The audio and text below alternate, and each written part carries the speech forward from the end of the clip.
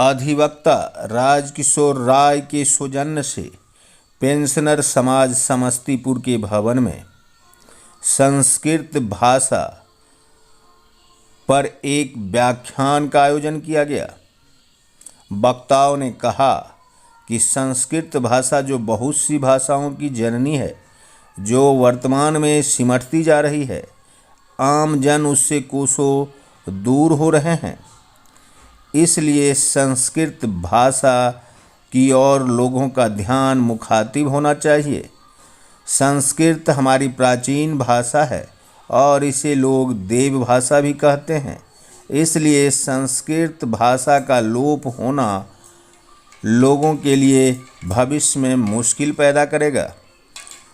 उन्होंने कहा कि संस्कृत को अगर आम जन की भाषा बनाने की कोशिश नहीं की गई तो भविष्य में वह विलुप्त हो जाएगी और सिर्फ ग्रंथों में सिमट कर रह जाएंगी।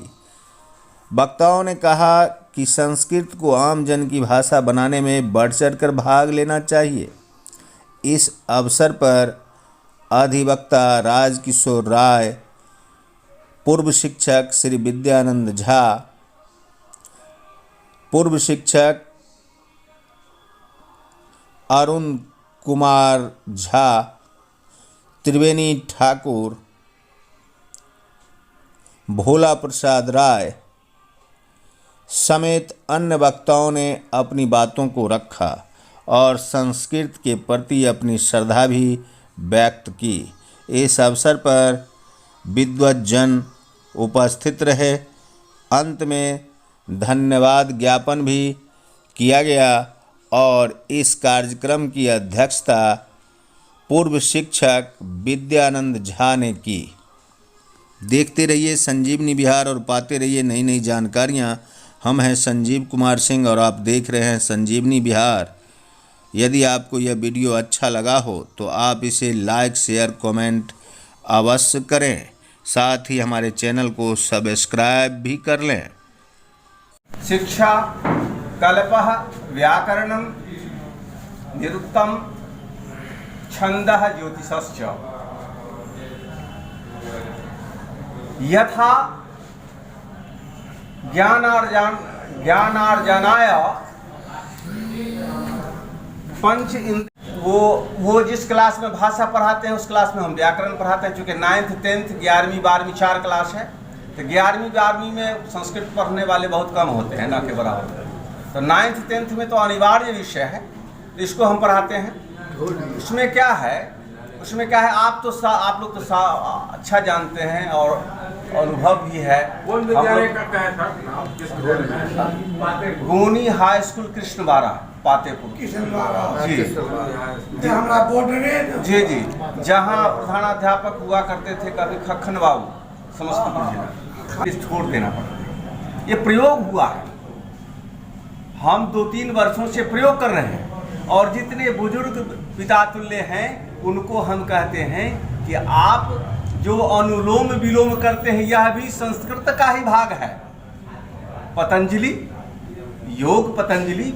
का जो योग शास्त्र है उसमें ये सारी बातें निहित हैं। तो अगर हम ऐसा करते हैं तो दवा पर जो हमारा जीवन आश्रित हो गया है वो कम हो जाएगा। दूसरा ये होगा कि हम लोग अगर ऐसा आचरण करते हैं तो आने वाली पीढ़ी हमारे पद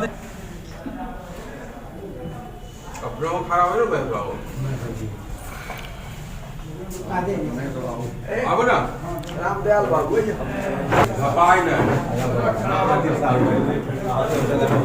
रामदेव बाबू आइए यहाँ।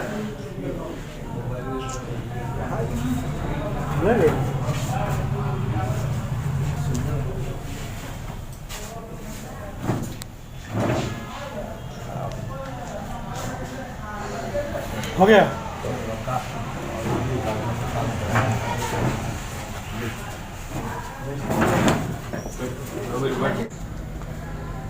ये कोर्ट कचहरी का जो चक्कर होता है, अगर हम रामायण का अध्ययन करें और रामायण में जो राम परिवार रघु परिवार की चर्चा है, का पुत्र हो तो मर्यादा पुरुषोत्तम राम जैसा होना चाहिए, अगर बहू हो तो सीता के समान होनी चाहिए, माता हो तो कौशल्या के समान होना चाहिए, पिता हो तो दशरथ के समान होना चाहिए, और भाई हो तो भरत के समान होना चाहिए। आज 1 इंच के लिए, 1 फुट के लिए भाई भाई में हम लड़ते हैं, कोट कचहरी का चक्कर हो जाता है। और वहां भी राम कहते हैं भरत तुम ले लो, और भरत कहते हैं नहीं भैया आप ले लो। कितना अंतर हो गया। आज सर्वे मृत्युम प्राप्नुवन्ति अस्मिन् प्रसंगे न कोऽपि संदेहः, धरा अत्रैव तिष्ठति। पृथ्वी तो यहीं रह जाती है और हम आप झगड़ते झगड़ते सब कुछ कर लेते हैं। ऐसी शिक्षा कौन देगा? किस भाषा में यह दम है कि ऐसी शिक्षा दे दे? फिर भी आज हम इस भाषा को सिर्फ भाषा मानते हैं। सा विद्या या विमुक्तये, वह विद्या है जो मुक्ति प्रदान करे।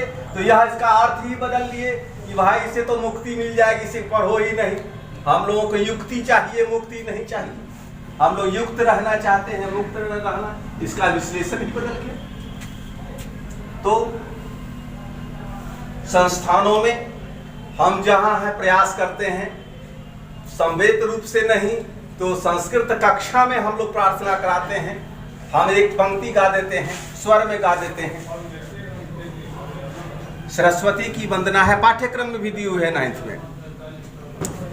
जय जय विद्या देवी सरस्वती, तव चरणौ प्रणमामः।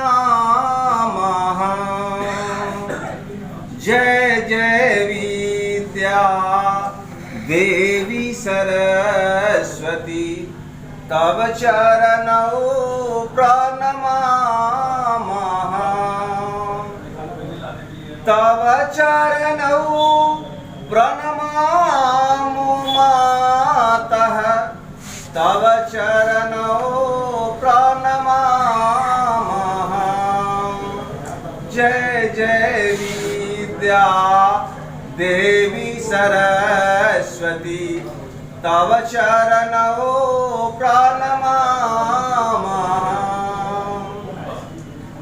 श्वेत कमलमासनमतिरम्यं, हंसस्तव शुभयानम्।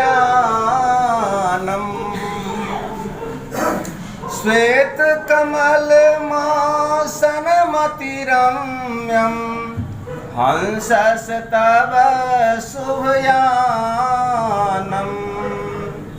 वीणावादनमति प्रिय मधुरं, पुस्तकधारिणी मातः। जय जय विद्या